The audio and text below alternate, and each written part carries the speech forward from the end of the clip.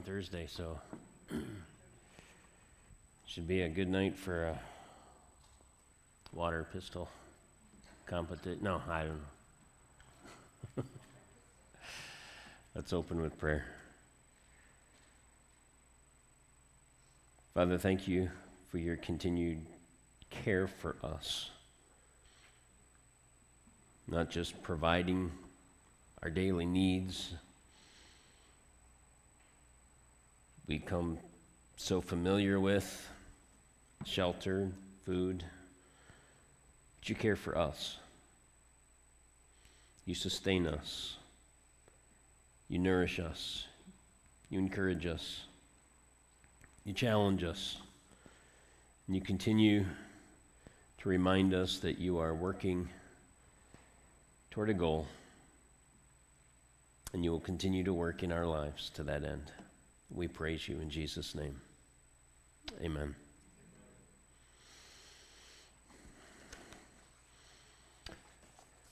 So we looked last week at the effectual call, kind of how that plays out. But for what? Why does he call us? To what end does he call us?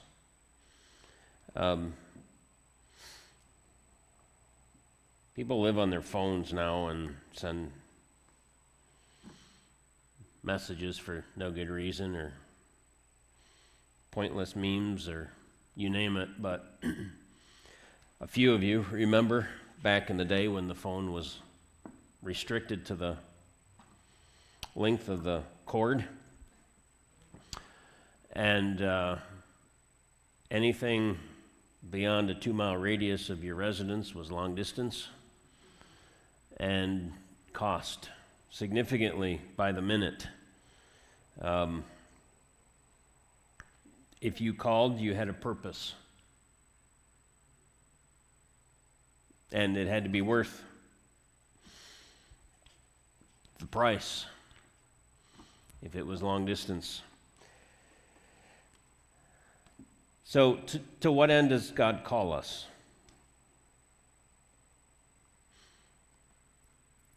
The very end is glorification. Yes. But there's stuff in the middle. There's a lot of stuff. Well, and there's different ways you can look at it. If you, it was always interesting when I was a kid and my parents wanted me. They didn't come to me. They would yell and call me, and I had to come. Right? So from there to there. So there's a number of those aspects. He calls us out of darkness to light. We did walk in darkness. Now we walk in the light. He calls us out of that. Calls us from that to something good. It calls us from slavery to sin to freedom from sin.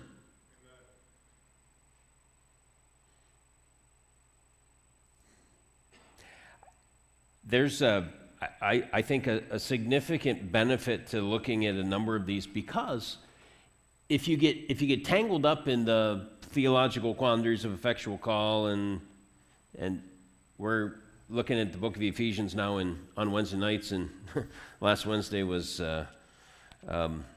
predestination. He called us before the foundation of the world. He predestined us. The text is pretty specific and clear right there. You can't get around that. How you understand that, the text lays that right out. There's no merit whatsoever on our part. He chose us in him before the foundation of the world. So if we have a difficult time comprehending some of that, or trying to put it in, the sovereignty of God and the free will of man and all of that together, looking at what he accomplishes when he calls us should calm a lot of that. you talk about an incredible purpose. He calls us out of darkness. He calls us to light. He calls us from slavery to sin to freedom. He calls us from ungodliness to holiness.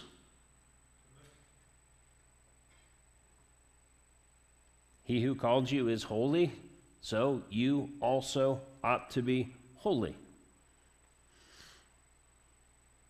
He calls us to good works.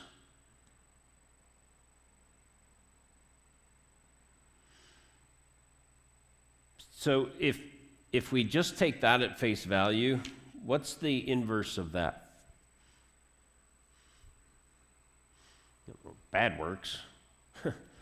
What did we do in relation to works before he called us?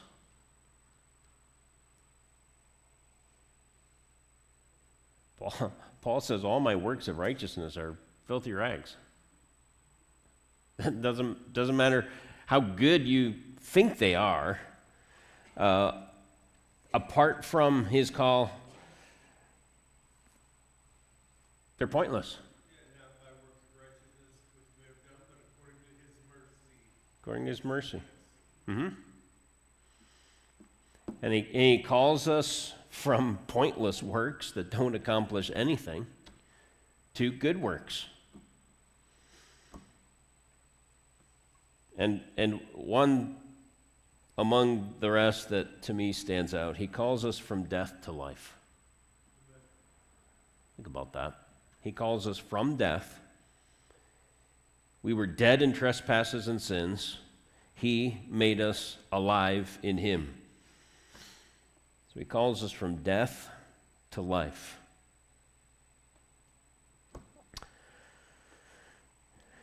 And he calls us, as Liz said, he calls us to glory. That's the end. That's the point to which he will take us.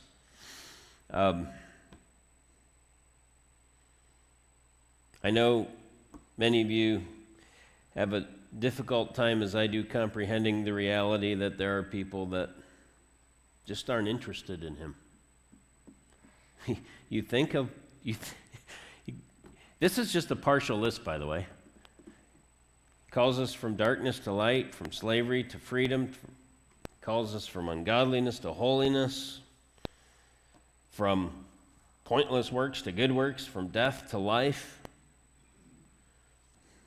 Why wouldn't we want him?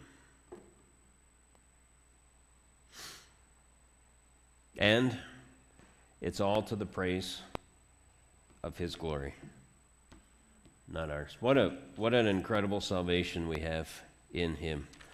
And so I think if we ponder what that call accomplishes, it's so beneficial to consider. Those that are going to their classes this morning may be dismissed.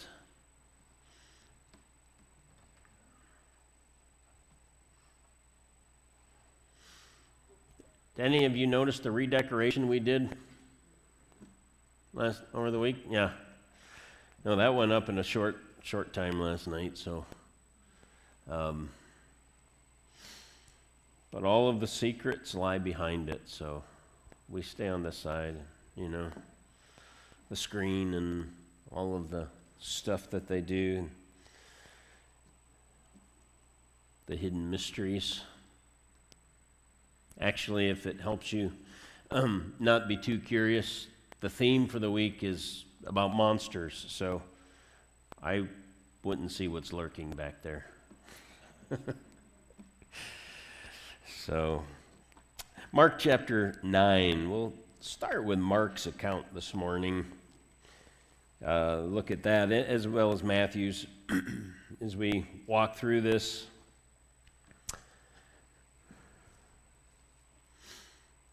That each gospel writer has a little different angle at times, sometimes points out things that another one doesn't, and gives us a well-rounded picture of what's going on.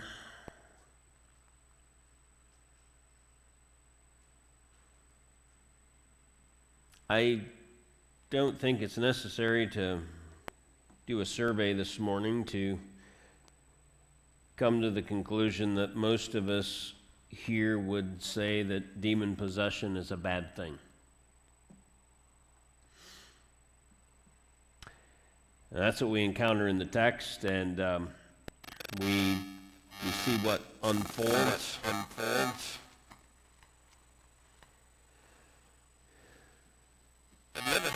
Have you ever had a point in your life? Hopefully you have, at least one. Hopefully more. A point in your life where somebody asks you how you're doing, how things are going, and rather than just the cursory, I'm good, you can actually say, really good. Like, things just seem to be going really smooth for a period of time. Almost to the point where you're going, I wonder what's going to drop next. Right? That's the old saying, all good things must come to an end. It seems to be going really good. So what's right around the corner? You know, what's lurking there? And if you look at Mark's gospel, back up to the beginning, well, verse 2, chapter breaks in an interesting spot there, but verse 2, you see the transfiguration. Peter, James, and John are with Jesus on the mountain and experience what has become known and what we tend to associate in a similar fashion of sorts, we would call a mountaintop experience. A phenomenal time in our life where God does amazing things.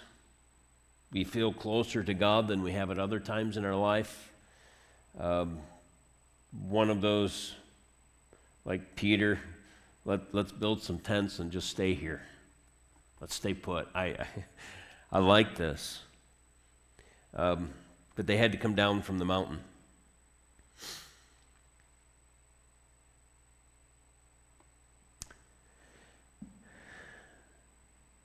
Notice there's not much transition here from verse 13 to verse 14.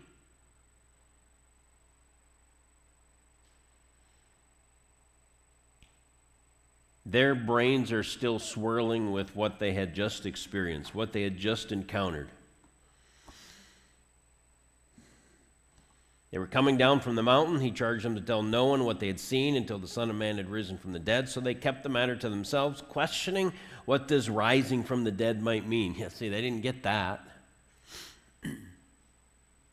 And so they're talking about that and the question that we ended with last week.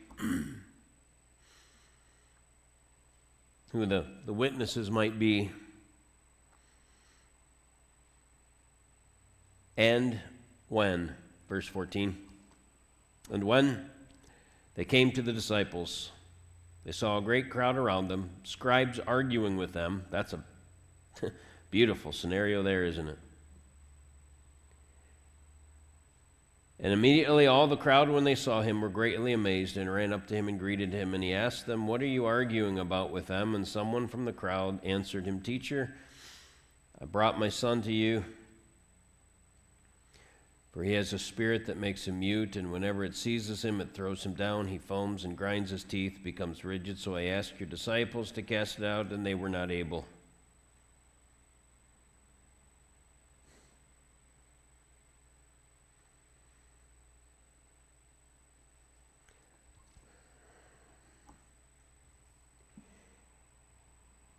What do you think went through the minds of Peter, James, and John at that moment? They had just experienced a highlight of their life. And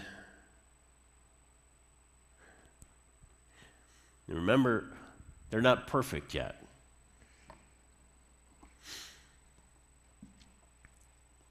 Right? Remember the the squabble for who gets to sit on either side of Jesus. A little competition here. Do you think they might have entertained the thought, well, if any one of us had been here, we could have taken care of this? The other disciples couldn't.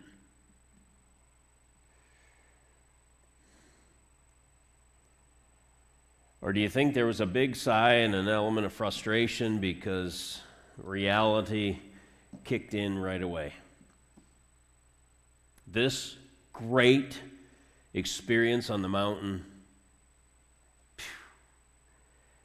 almost fizzled in a moment with the encounter of reality. The large crowds, the scribes arguing,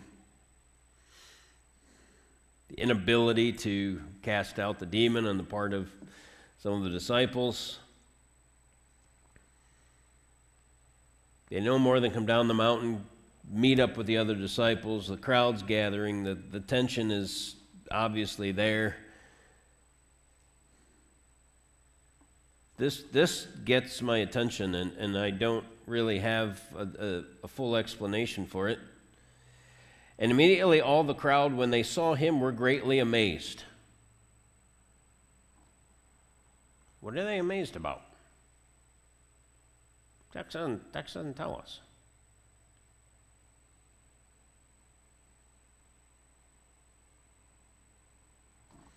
Immediately all the crowd, when they saw him, were greatly amazed and ran up to him and greeted him.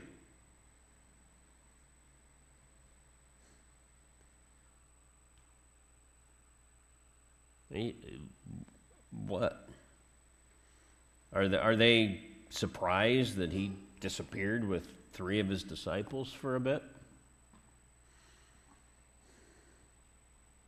That he wasn't there when they needed him?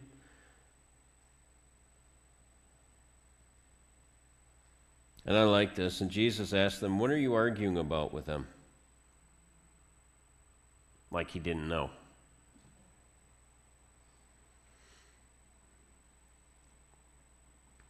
So, someone from the crowd tells him. Someone in the crowd brought their son to Jesus because he was possessed, and the demons made him mute. Epileptic-like convulsions, threw him in fire to burn him, threw him in water to drown him.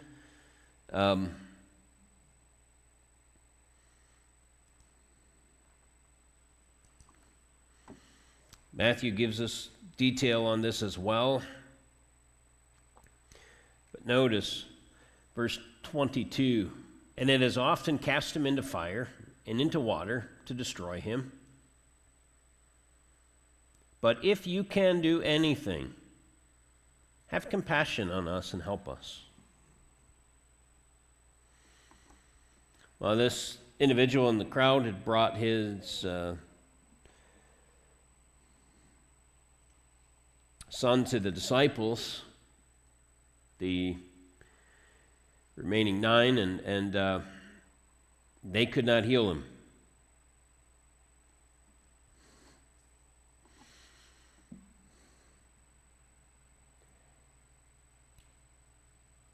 What do you make of verse 19? "And he answered them," that's Jesus, answered them, "O faithless generation."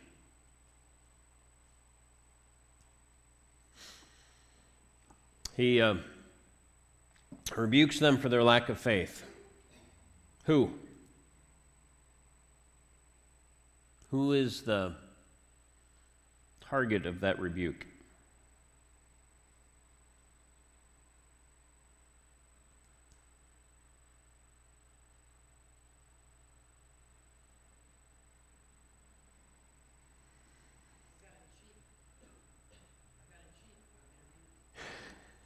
You got a cheat note? Yeah? What's it say?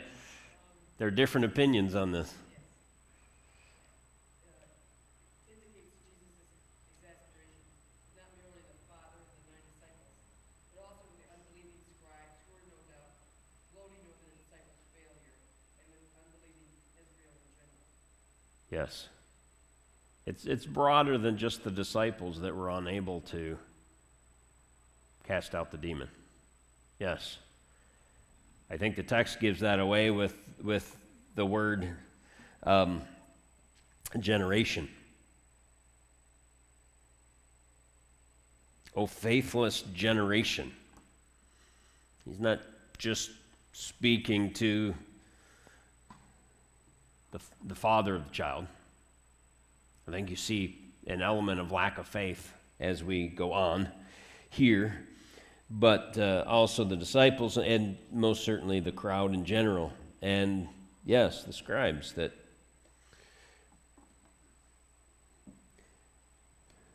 seemed to indicate that there was something lacking if Jesus' disciples couldn't cast this demon out.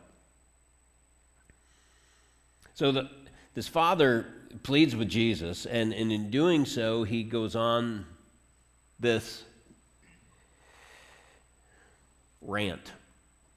I don't know how else to describe it. It's a historical rant. He describes what life has been like since this child has been possessed, and the things that have been encountered, and the inability of the disciples to take care of it. And it's not been a good situation, and it's been going on for a period of time. And so he unloads all of that on Jesus. And the man says this: if you can do anything, have compassion on us and help us.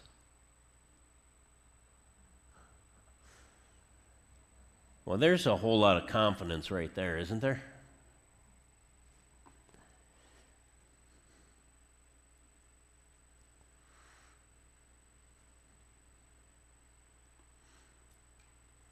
I remember, and rightly, I mean, I understand the woman's reason for thinking the way she did. I wasn't even 16 yet. I'd finished my high school work, and partway through the last year, so it was April. I'd already been working at a greenhouse for a couple of months, and my boss took particular interest in teaching me Latin names for all of the plants and all kinds of fun stuff. I don't remember all of them. There are a few I remember, a few pointless ones that you don't see that much of anymore today, but that aside, he taught me the names of a lot of these plants. And I was just a kid, and this lady walks in one day and was looking around for stuff, and I asked if I could help her. What do you think her response was? There's not one full of confidence that I had any ability to help her. She says, probably not. You probably don't know what I'm looking for. But she wanted a euonymus. And so I said, well, what do you want? I responded with 3 different varieties of euonymus that are distinctly different. To which she was surprised and said, I don't know. Can you show me? Because she didn't know what they were.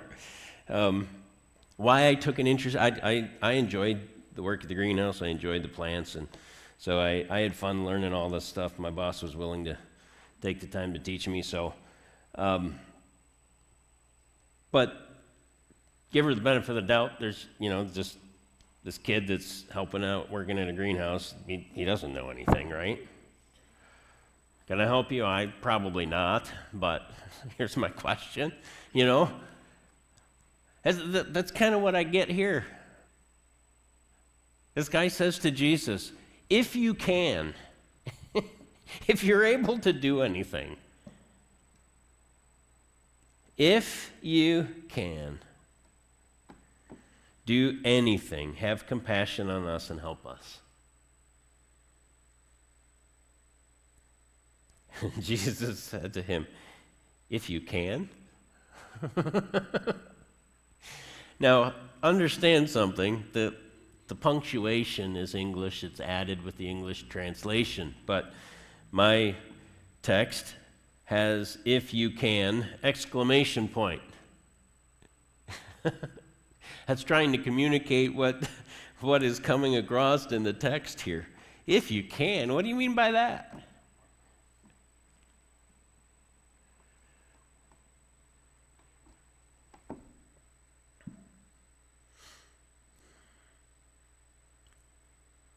If you can. Jesus said to him, if you can, all things are possible for one who believes.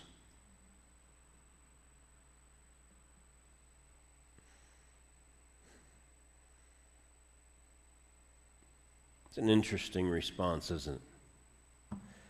The boy's father then makes this statement. It's an incredible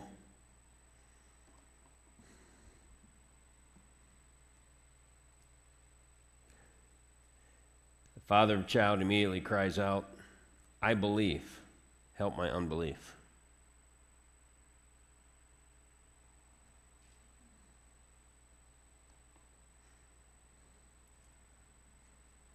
I want to believe you can. I think you can.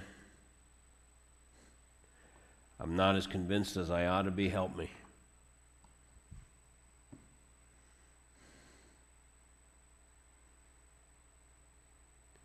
How often do we need to say something like that?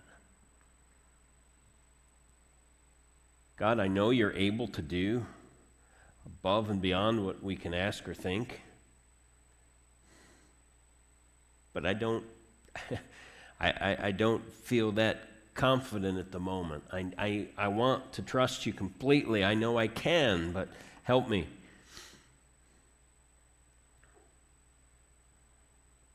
And this is no minor issue. This is a significant issue. I mean, the father is desperately concerned for not only the behavior of his child, the life of his child.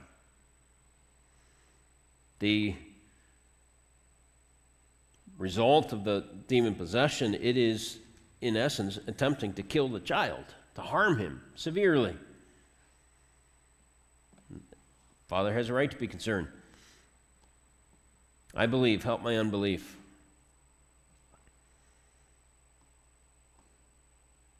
I have faith, but it's weak, it's frail. I need more faith. And when Jesus saw that a crowd came running together, he rebuked the unclean spirit.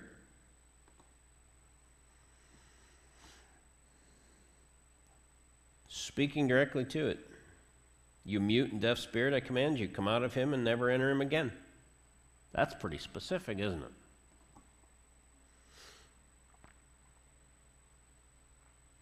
After crying out and convulsing him terribly, it came out, and the boy was like a corpse. So that most of them said, oh great, now he's dead. But Jesus took him by the hand, lifted him up, and he rose.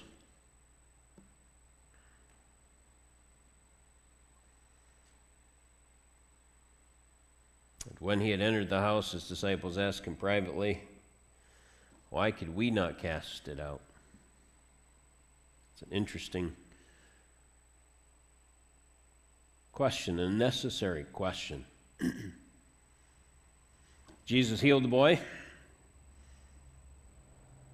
When the demon left, it appeared that the boy was dead. Jesus took him, lifted him up. The boy's alive. They entered the house, and later the disciples, when they had a chance,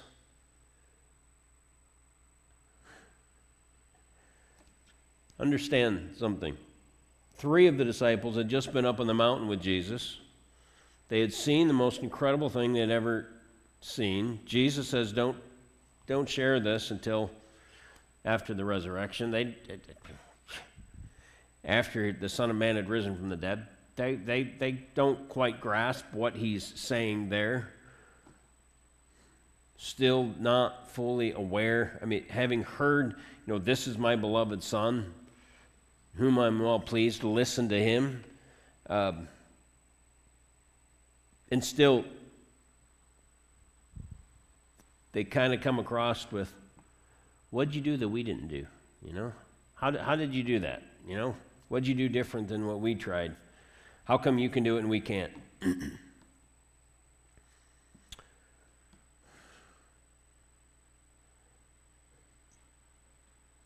Why could we not cast them out? He said to them, this kind cannot be driven out by anything but prayer.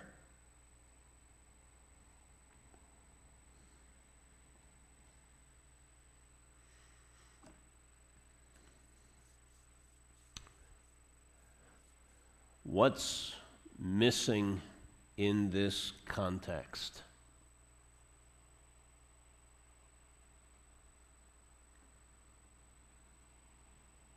Any immediate record of a prayer meeting.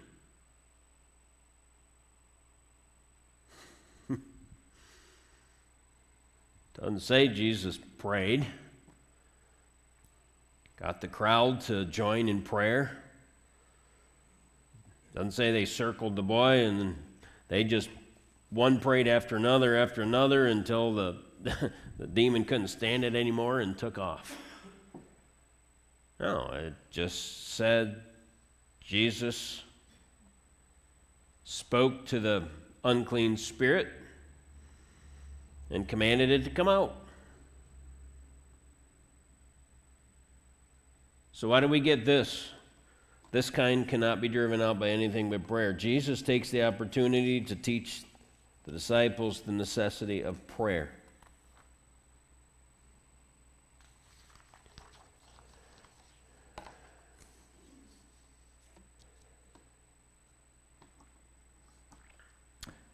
Kind of prayer? What kind? What kind of demon? He said to them, this kind cannot be driven out by anything but prayer. Does this imply that there are different levels of demons, some more powerful than others?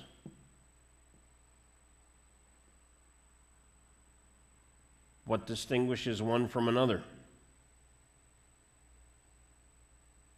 Or do all demons look alike?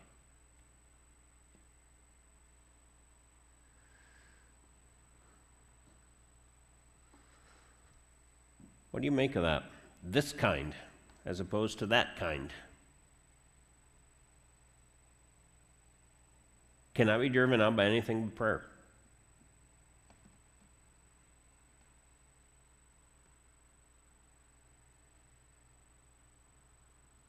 What do you make of that?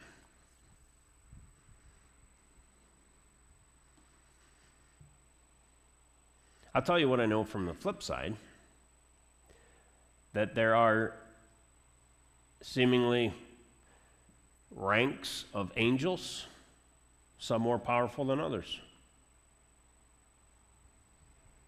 What are demons, by the way? Fallen angels. So,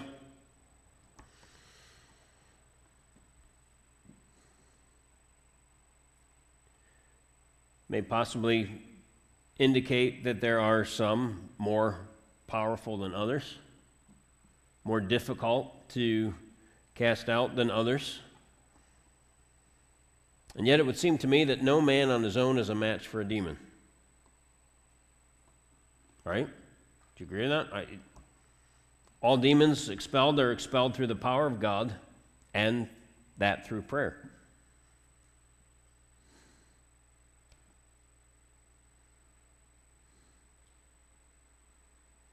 I could scream at a demon all day long. It's not going to listen to me. Why would it listen to me? I don't have any authority over it, but he sure does. He most definitely does.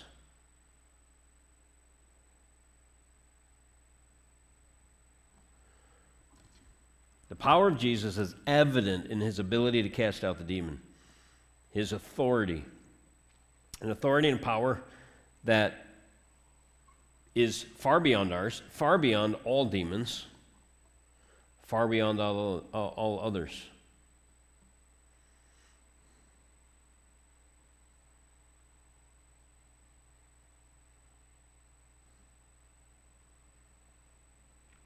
I would suggest none of them are to be taken lightly. And there are, it seems, some more difficult to deal with than others.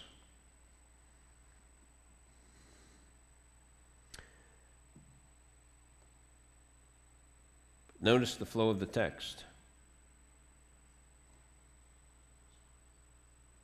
Jesus comes down from the mountain, encounters the crowd, the arguments, finds out what the situation is, commands the demon to leave. It has no option, it leaves. And he moves on. Jesus has the power and authority to cast out demons. There was no difficulty for him whatsoever. Just another activity in the day. He moves on. They went on from there. Verse 30, passed through Galilee. He didn't want anyone to know. Anyone to know what? He took the back roads. He took the back roads. Why? He was teaching his disciples. Have you noticed that as we progress through the study of the life of Christ, that as the time draws closer and closer to his crucifixion, that he's trying to teach them what lies ahead. He takes time with just the disciples. He's pulling away from the crowd. He teaches the crowds, but increasingly so, he's pulling away and spending this intimate time with his disciples.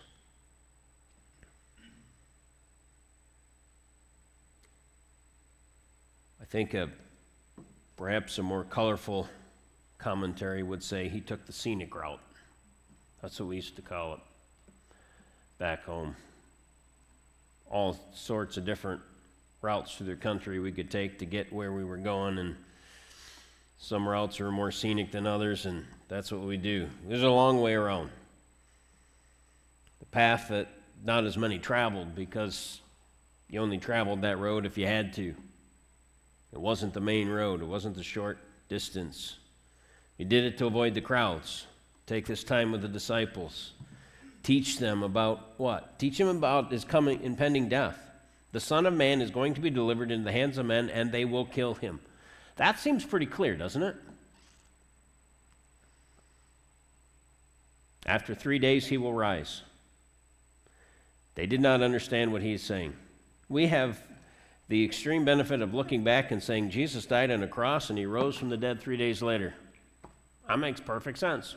What was their trouble? Why did they have such a hard time getting this? Nobody had ever predicted their death and resurrection before and actually had it happen. So Jesus knew why he came. He knew what his mission was. He stayed on point. Disciples didn't understand what he was teaching them. And there's a point.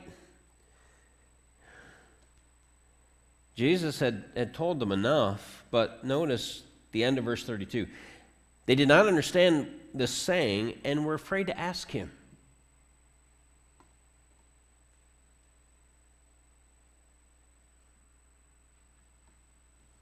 What about Peter, James, and John? They're going, he just talked about that when we were coming down the mountain, but we're not supposed to talk about that. But why is he saying this again? Right? Jesus takes time away from the pushing crowds, and he pours into the disciples. We look back over the record of the life of Christ, his death and resurrection. We've got more pieces of the puzzle. We can see what it looks like.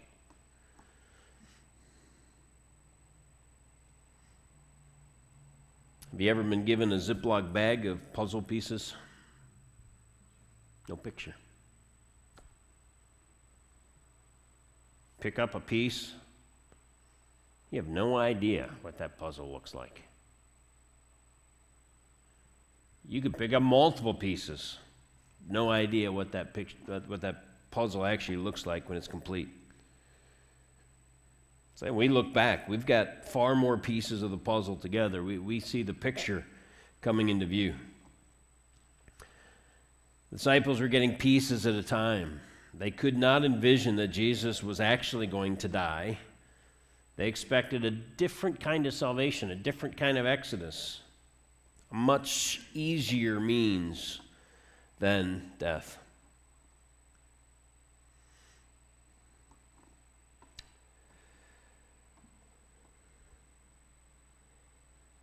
You flip back to Matthew for just a moment. Matthew's account, we find come down from the mountain, the transfiguration. Jesus heals the boy with the demon. He teaches his disciples.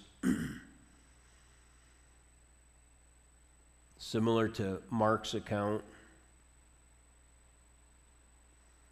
But Matthew adds this detail to their trip, their journey, that Mark doesn't. As they are walking the scenic route, Jesus is trying to teach the disciples. They came to Capernaum. The collectors of the 2 drachma tax went up to Peter and said, "Does your teacher not pay the tax?" They encounter the temple tax collectors, and they come up to Peter and say, "Does Jesus pay the tax?" Well, Peter responds, "Of course he does." Of course he does. He says, "Yes." When he came into the house, Jesus spoke to him first, saying, "What do you think, Simon? From whom do the kings of the earth take toll or tax? From their sons or from others?" He said, "From others." Yeah, an earthly king isn't going to tax his kids. He's going to take from everybody else to give to his kids. Right? That's what an earthly king is going to do.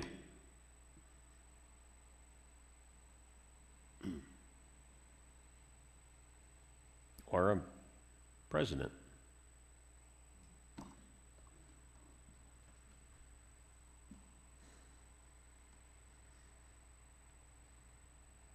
Seems to be human nature to look out for oneself, doesn't it? At multiple levels, not just higher levels.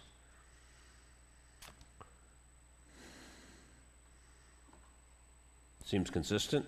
Not much has changed over the years. The answer is obvious: from others. And Jesus said, "Then the sons are free."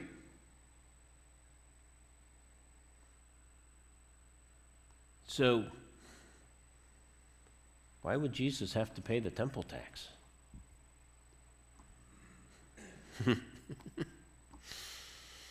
But in order to not give offense, Jesus had Peter go through a fishing line in the water and bring up the first fish that bites and take a coin out of its mouth and pay the tax. Not your average day on the water, but however, to not give offense to them, go to the sea, cast a hook, take the first fish that comes up, and when you open its mouth, you'll find a shekel. Take that and give it to them for me and for yourself. The liberal explanation of this text is that Peter caught a fish, no big surprise, he was a fisherman, sold the fish, and then paid the tax. But the text clearly records that Jesus told them to go throw in the line and hook, pull in the first fish that bites. In its mouth, you'll find a coin. Take that coin and go pay the tax.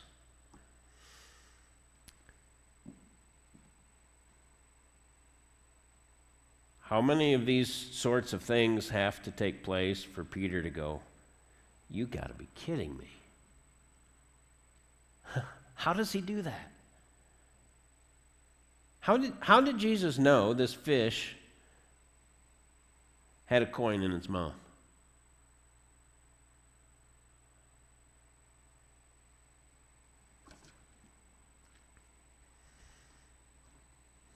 That fish would bite the hook.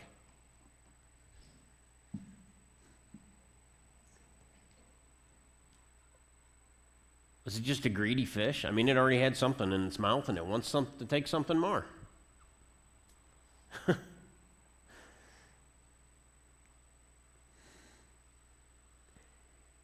We look back at these, we take them at face value, as we ought to.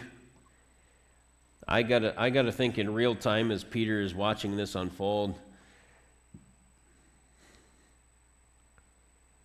Just shake your head in amazement that Jesus can do this kind of stuff. In order to not give offense, just go catch a fish. There'll be money in its mouth. It'll be sufficient to pay for your tax and mine. Be done with it. What do you think Peter wrote in his journal that night?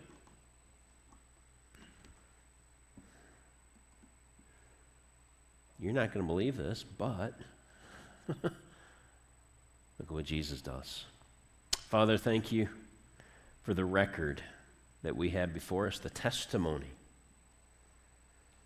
Help us to not lack in faith, but to trust you. In Jesus' name, amen.